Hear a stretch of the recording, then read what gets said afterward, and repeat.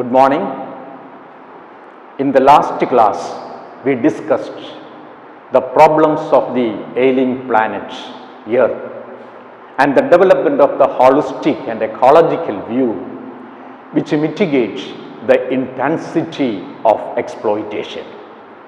We also discussed the concept of sustainable development and the foundation of global economic system. Today, let us discuss the burning and alarming problem that our ecological system confronts. Our tropical forests are considered as the powerhouse of evolution. Our tropical forests are considered as the treasure house of evolution. Our tropical forests are considered as the Odyssey of evolution. So evolution is the supreme law of life. We are all fellow creatures in the Odyssey of evolution, and we are independent. Since we are independent, deforestation and exploitation of forest resources cause extinction of several species. The world's ancient patrimony of tropical forests is now eroding. The World Bank estimates shows that a 5-fold increase in forest planting is required. But that is not happening because we are not ready to obey rules. That is the basic problem. We disobey rules. Laws are never respected in India. You know, Indian Constitution is our Veda, Constitution is our Bible, and Constitution is our Quran. Its violation is an offense. Indian Constitution provides that the state shall safeguard the forests and wildlife of the country. Article 48A of the Constitution of India provides that the state shall endeavor to protect and improve the environment and safeguard the forests and wildlife of the country. And this is the rule, but we are not obeying it. In India, laws are never respected. If justice is the bread of the nation, it is always hungry for it. For example, the Indian Constitution says that caste system, untouchability and bonded labor shall be abolished, but they flourish shamelessly. Again, we know caste system. India, once described as an ethnological museum, rediscovered its unity only after the advent of the British people in India. They made the political unification of the country. Before that, India was divided into more than 600 conflicting princes, and caste system was prevalent in these states. And in the caste system, there exist Brahmins, Kshatriyas, Vaisyas and Shudras. A watertight compartmentalization exists between these four castes. And you know, we may belong to this community or that community, this caste or that caste. All these are trivial and insignificant things. If we cling on such things, surely it will tarnish the peace and tranquility of our life. So, by law of nature, all men are equal. That we must learn. By law of nature, all men are equal. We abolished untouchability and bonded labor. But they flourish shamelessly. We have no respect for our law. We are plundering forests. We are mercilessly exploiting natural resources, which is the powerhouse of evolution, which is the treasure house of evolution, which is the odyssey of evolution. A report of Indian Parliament's Estimate Committee shows that we are nearing a catastrophic depletion of forests. Our forests are already treeless. And right now, I like to remind you that the withered branch cannot hope to blossom with the borrowed flowers. I repeat, the withered branch cannot hope to blossom with the borrowed flowers. India cannot hope to prosper without a self-awakening. We need rejuvenation. We need invigoration.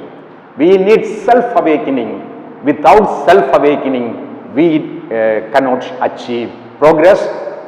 We cannot maintain peace and tranquility in the society. We cannot maintain the pristine and immaculate purity of our nature. Even, even after 73 years of independence, still we are asking for unity. Still we are asking for integrity, still we are asking for solidarity, still we are asking for social equality, still we are asking for human rights. We are crying for justice. And we are facing problems upon problems, violation upon violation. So another serious problem mentioned in the article is population growth. The author very vividly, in a lucid manner, in a clear manner, points out that one of the another major problem facing the contemporary society is population growth. It stands in the way of our economic development. It stands in the way of all-round development. Ecological balance. It stands in the way of ecological balance. It stands in the way of holistic development, all-round development. And the growth of, so we keep in mind another serious problem is population growth. Growth of world population is one of the strongest factors distorting the future of human society. Every 4 days, the world population increased by 1 million. See how horrible. Why population increased such a high rocketing speed? Because of low income, because of poverty and lack of education. There are many problems, and the main problems are low income, poverty, and lack of education. Poverty is the ground on which exploitation and corruption run. And poverty is the parent of all revolution and crime. The terrible thing about India is her poverty.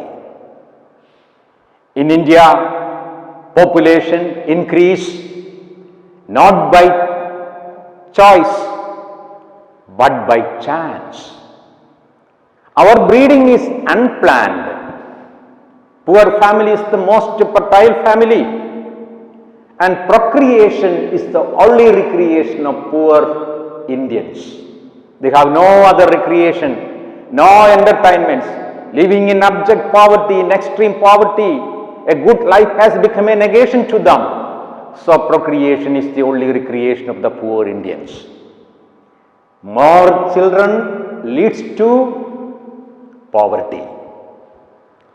And Indian poverty is not made by God. Indian poverty is made by man. Indian poverty is not made by, it is a man-made problem. So majority of the Indians are illiterate, you know. Majority of the Indians are illiterate, ignorant and superstitious. And these illiterate, ignorant and superstitious people cannot contribute anything to the development of the country.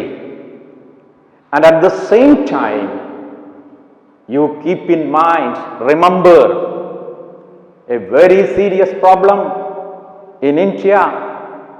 More than 60% of India's wealth is in the hands of 20 very rich families like Tata, Birla, Dalmia, Thapar, Goenka and Ambani. The list continues. What a horrible injustice, utter injustice. The dominant minority exploits poor majority. The dominant minority exploit poor majority.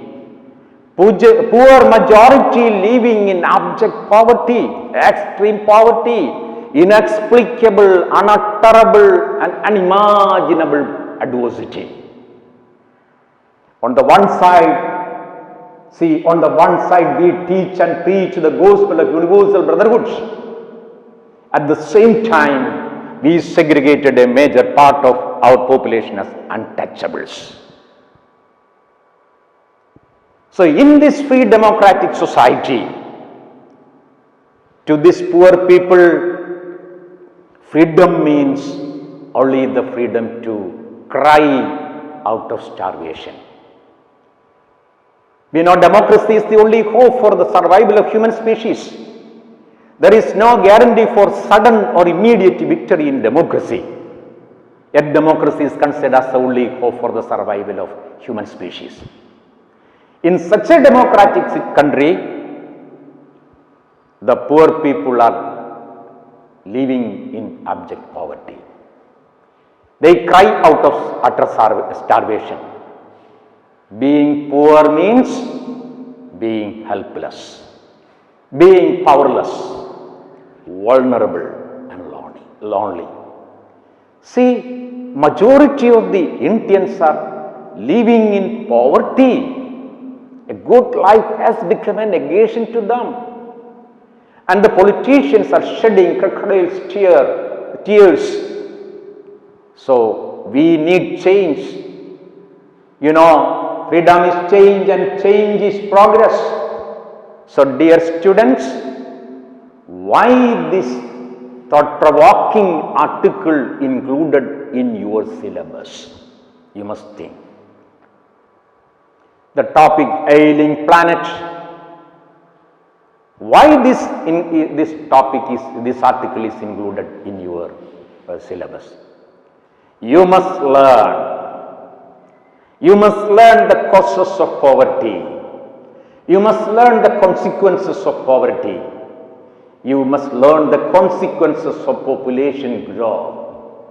And you must learn the consequences of the violation of laws, the plunder of natural resources, the aftermath of the plunder.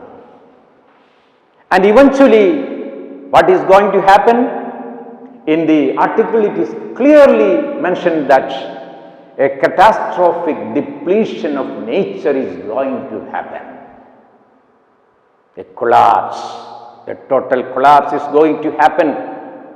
So keep in mind, my dear children, right now I like to remind you that societies are not destroyed by one or two rascals. Societies are destroyed by the inactivity and irresponsibility of good people or so-called good people. One society is not destroyed by a rascal, but a society is destroyed by the inactivity and irresponsibility of people in position. And if good people are inactive and irresponsible, what will happen? The ultimate result will be total chaos and confusion. And you know, I like to give you some examples. As a social reformer, As a religious leader, Mother Teresa uttered the word peace, peace, peace. Then what happened? Peace reverberated in the nook and corners of the world, and her only ambition is to uplift and rejuvenate the dying and the destitutes. And take the case of another leader, Hitler. As a political leader, he uttered the word war, war. Then the economy of Germany shattered just like a house of cards. So, what we need is a compromise, a holistic view, an ecological view, a transcending concern is required. I like to quote the thundering speech of John F. Kennedy. Ask not what your country can do for you. Ask what you can do for your country. I repeat, ask not. This was the exhortation of John F. Kennedy to the people of America. Ask not what your country can do for you. Instead, ask what you can do for your country. So you must imagine, you just imagine that all Indians are asking the question, what I can do for my country? What can I do for my country? Instead of saying, but majority of the Indians are saying, my country is poor, it is a polluted and a contaminated country. So instead of saying, my country is poor, my country is polluted, my country is corrupted, my country is contaminated, say, or you ask, what I can do for my country. What I can do for my country. What you ask yourself, what I can do for my planet. What I can do for ecological balance. What I can do for sustainable development. What I can do to check population growth. What I can do to eradicate poverty, disease and hunger. You just imagine, if all Indians are asking such questions, then there will be change. As I said to you earlier, freedom is change and change is progress. If everyone asks such questions, we can expect a stunning and enthralling change, a wonderful change, a massive change, a sea change. And the question is whether we are ready to ask such questions, whether we are ready to change, whether we are ready to mitigate and alleviate the intensity of poverty, whether we are ready to protect the pristine purity of nature. And the main problems that stand in the way of this catastrophic depletion of nature is population growth and this contamination, pollution, etc. So, dear students, you must keep in mind what Jesus of Nazareth, the burden remover and the yoke destroyer said, love your neighbor. Dear students, you must move from darkness to light. I asked you why this topic is included, and you must learn all these things. So you must move from darkness to light. You must move from blindness to sight, from fickleness to fidelity, from fear to fortitude, and from resistance to surrender. You must cultivate these qualities because world divides you. you are blessed. And if you are blessed, and people expect a blessed behavior from your part, you are a blessing, and be a blessing to the country, be a blessing to your father, mother, society, and the world at large.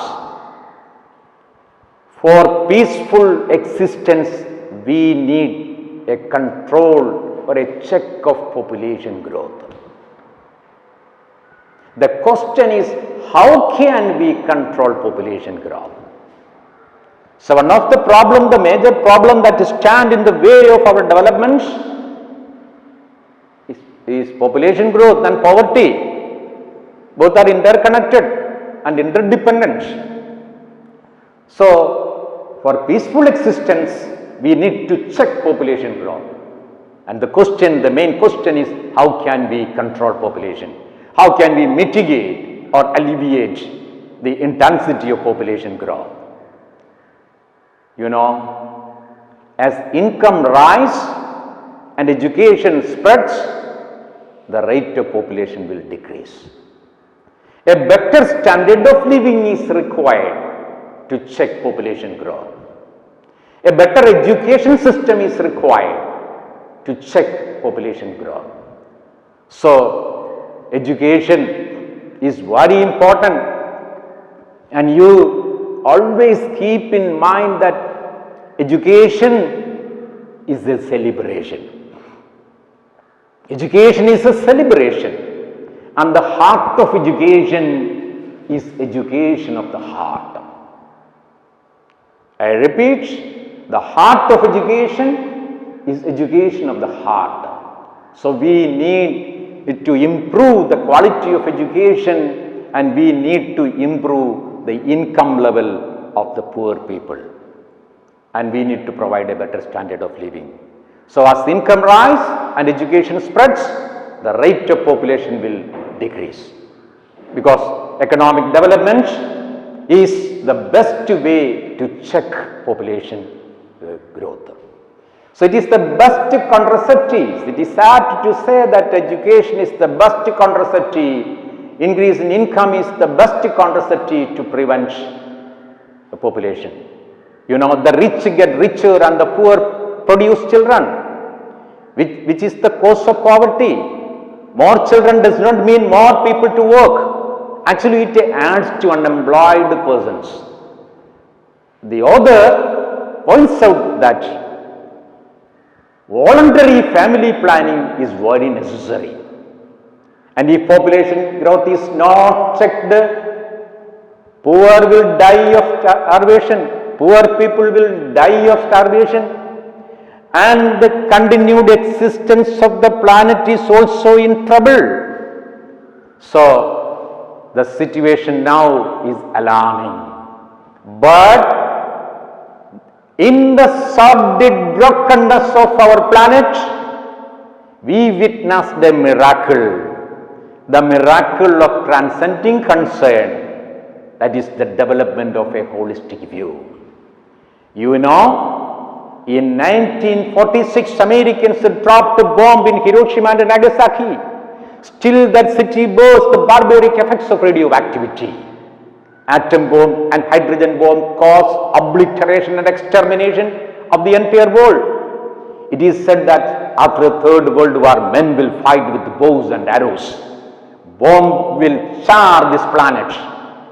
Contamination and pollution will char this planet.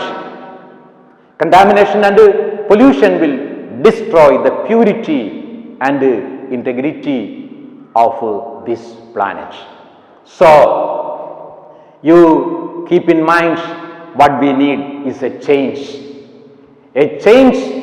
India's strong lady right now, I am happy to tell you that India's strong lady, the iron-willed and steel-nerved lady Indira Gandhi once remarked, we want to make the desert bloom and not make the world a desert.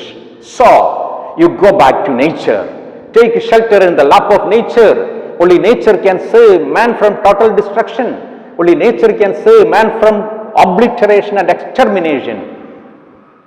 You see, hope is there. For the first time in human history, we see a transcending concern. Now, we see a shift from uncouth, savage and barbarous view to a holistic, ecological and cosmopolitan view. An era of responsibility originated. What we mean? Transcend you should love all humans, not just those who belong to your family, not just those who your love should transcend all barriers, rise above, go beyond, go meta, go beyond the limits. Now, our concern is not about our family, our society, our concern is not about our community, our state, our country, but our planet. So this is an era of responsibility. Let me conclude quoting the words of former British Prime Minister Margaret Thatcher, and she said, all we have is a life of tenancy. And Lester Brown said, we have not inherited this earth from our forefathers, we have borrowed it from our children. So I repeat, always keep in mind, we have not inherited this earth from our forefathers. We have borrowed it from our children, so we are liable to give it back with maintaining its purity and a pristine nature. Thank you. Have a nice day.